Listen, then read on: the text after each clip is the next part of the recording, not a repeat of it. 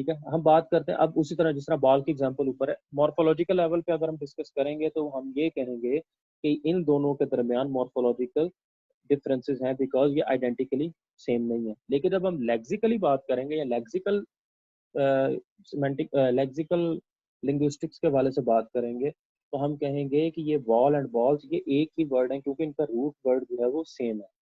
ठीक है, जिस तरह से चेयर है तो चेयर का चेयर्स चेयर्स तो नई नई चीज नहीं होगी।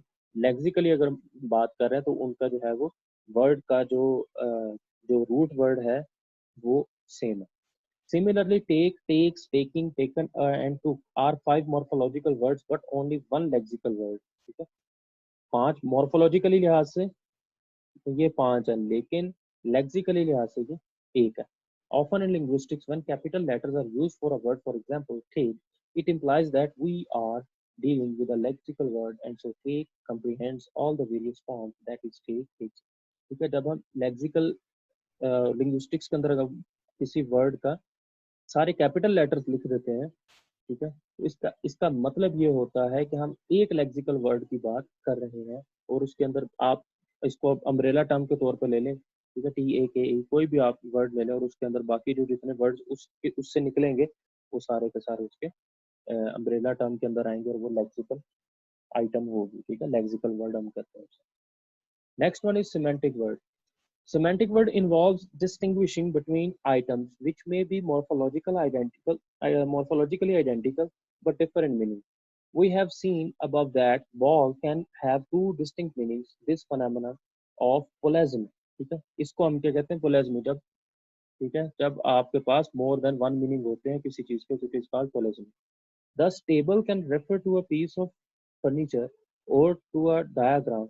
The diagram and the piece of furniture are the same morphological word, but they are two semantic words because they are not closely related in meaning। ठीक है, अब डायग्राम वर्ड है और फर्नीचर वर्ड है। ठीक है, and the piece of furniture हम बात करें मॉर्फोलॉजिकली अगर हम बात करेंगे, ठीक है, तो दे आर टू, मतलब डायग्राम एक ही वर्ड है, ठीक है, फर्नीचर जो है वो एक ही वर्ड है, लेकिन सिमेंटिकली अगर हम बात कर रहे हैं ये दोनों एक दूसरे के साथ बिल्कुल भी लिंक नहीं करते क्योंकि सिमेंटिकली जो है मीनिंग की हमने डिस्कशन करनी है और दोनों के मीनिंग जो है वो डिफरेंट। ठीक है जी, आगे अब इसको आप रीड आउट कर लीजिएगा इसमें से, और ये लेक्सिकोलॉजी है। ठीक है, अब न्यू वर्ड्स हमने देखा कि फॉर्म होते हैं थ्रू बाय एडिंग। ठीक है जी, SED ऐड कर दिया। ठीक है, जैसे वायर है, लेस ऐड किया तो वायरलेस हो गया। टेलीवाइज है तो ठीक है, या टेली था तो उसमें टेलीवाइज ही होता है तो उसमें फिर विजन ऐड किया तो फिर वो टेलीविजन बन गया। हाइपर के साथ मार्केट को जोड़ा, दो वर्ड से, ठीक है, उनको आपस में आपने जोड़ा, ब्लेंडिंग बन गई। ठीक है, तो इसके लिए मैं आपको बता रहा हूँ, जो मेरी सजेशन है आपको, जो ऑरियोल की बुक है उसमें से वर्ड फॉर्मेशन का चैप्टर है वो आपने लाजमी रीड आउट करना, वो ज़्यादा आपको कम्प्रिहेंसिव रीडिंग मिलेगी उसमें से, ओरिजिन मिलेगी। आगे इसमें से भी एग्जाम्पल्स हैं वैसे ही, जिस तरीके से आप ब्रेकफास्ट और लंच आप दोनों को मिलाते हैं तो आपने एक नया वर्ड बना लिया ब्रंच। ठीक है, ना वो लंच है ना वो ब्रेकफास्ट है। इसी तरह से चक्कल है एंड स्नॉट है। ठीक है, तो आपने इसे टोटल बना दिया। मोटर है होटल है, आपने दोनों को मिलाया और मोटल बन गया। स्मोक है और फोग, सॉरी, स्मोक है और फोग है तो उन दोनों को मिला के आपने स्मोक बना लिया। ठीक है जी, और दूसरा फिर एक्रोनिम्स और जो एब्रीविएशन आ जाते हैं, तो ये मैंने आपको पहले बताया हुआ एब्रीविएशन क्या होता है और एक्रोनिम क्या होता है वैसे कोई बताएगा?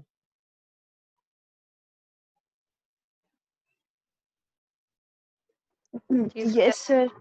इंटरनेशनल एयरपोर्ट को शॉर्ट फॉर्म में या उसका जो एब्रीविएशन है PIA इस्तेमाल किया जाता है। तो PIA जो है ये एक्रोनिम है और पाकिस्तान इंटरनेशनल एयरपोर्ट ये एब्रीविएशन है।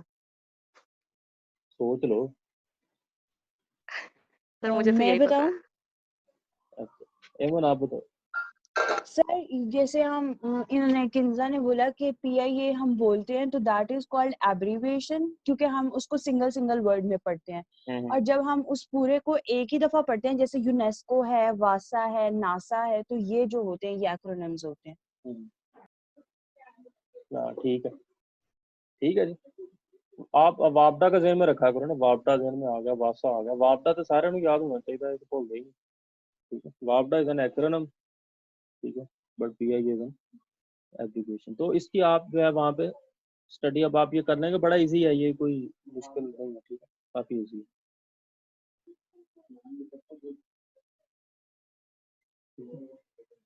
There are five main kinds of determiners articles such as जैसे a and the demonstrated this that these those possessive हैं, ठीक है, ये सारे के सारे डिटर्मिनर्स हैं।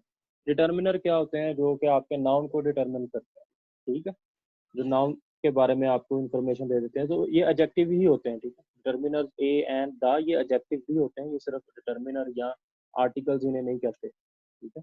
इसी तरीके से दिस दैट दीज दोज ये सारे के सारे ये क्या है, ये भी हमें इसी चीज के बारे में हमें बताते हैं कि वो जो नाउन की कैटेगरी या नाउन नाउन कितने हैं, 2 हैं, 3 हैं, 4 हैं, ठीक है। जिस तरह both, each, every, few, much more, most, fewer, lesser, either, neither.